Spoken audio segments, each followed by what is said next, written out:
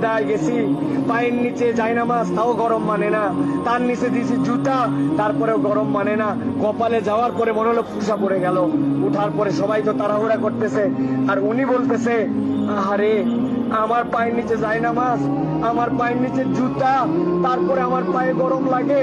আর আমার নবীর সাহাবীদেরকে কালেমা গ্রহণ করার জন্য এই এই পাথরের মধ্যে চিৎ করে শুয়ে রেখে বুকের উপরে পাথর চাপাই দিয়েছে।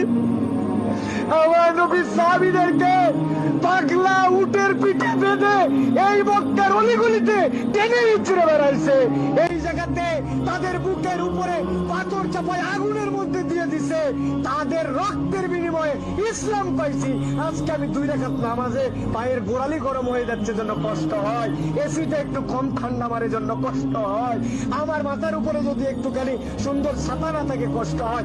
আমার নবী আমার